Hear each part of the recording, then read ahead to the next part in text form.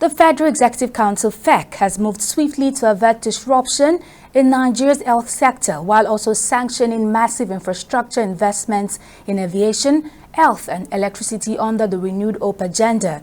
Speaking to reporters at the State House Abuja after Thursday's FEC meeting chaired by President Bola Tinubu, key ministers detailed progress in negotiations and outlined new multi-billion naira approvals. TV360's Simisola Adigu completes the report. The FEC meeting, presided over by President Bola Tinubu, saw the approval of a landmark policy on industrial relations aimed at strengthening labor management frameworks across critical sectors.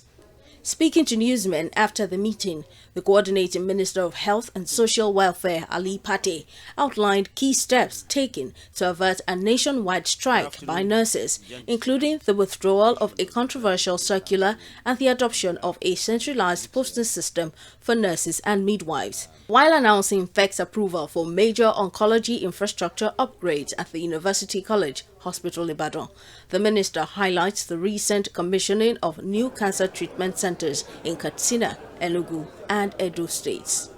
This is a listening government. The circulars were withdrawn and now we're in the process of negotiating in a transparent manner the increment in allowances so that we meet those health workers on the needs that they have expressed.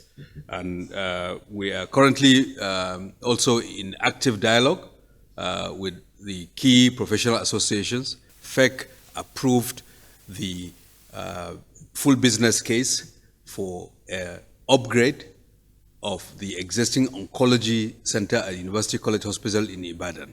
The Council also approved the 2025 National Industrial Relations Policy, which aims to institutionalize workplace harmony through tripartite dialogue between government, employers and labor unions to reduce recurring industrial actions. The policy will ensure a seamless workflow, promote social dialogue and tripartite cooperation among government, employers and workers, and also align Nigeria's industrial relations practices with global standards, including those set by the International Labour Organization. Other approvals include the 712.26 billion naira for major upgrades at the Lagos Airport and terminal reconstruction, as well as a 44 billion naira runway overhaul. Aviation Minister Festus Keyamo says similar works are planned for the Port Harcourt, Kano and Enugu airports to enhance efficiency and commercial operations. That old airport you see there, the old Lagos airports, Murtala Mohammed International Airport, we have decided to strip it down for total rehabilitation. So this is not the patchwork we used to do before, where we just do some patchworking of sections and all of that. The total rehabilitation will mean, just for transparency, to let the public know, that we are going to strip it down to only the carcass and then do the complete M&E again, mechanical, electrical, plumbing, everything. The power sector also received a boost of 68.7 billion naira for solar electrification under Phase 2 of the Energizing Education Program. The initiative targets major universities and teaching hospitals in the country with completion timelines set between 7 to 9 months.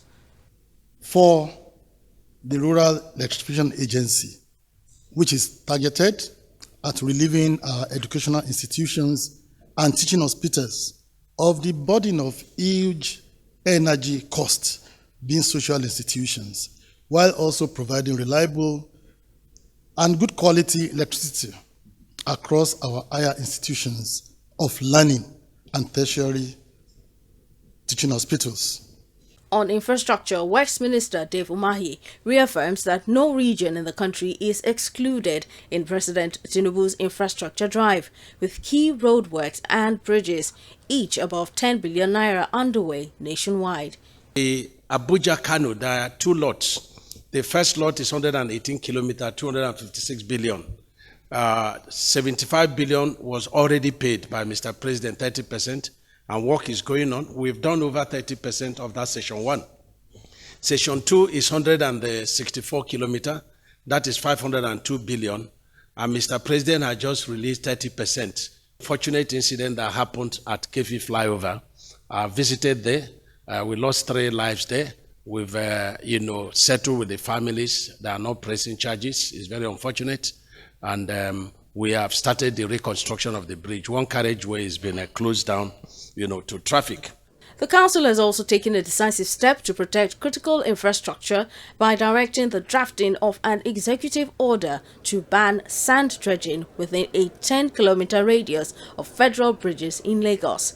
The measure is aimed at preserving the structural integrity of the bridges, curb erosion, and reinforcing the administration's commitment to public safety and environmental responsibility. Simisola Adugun, TV360 News.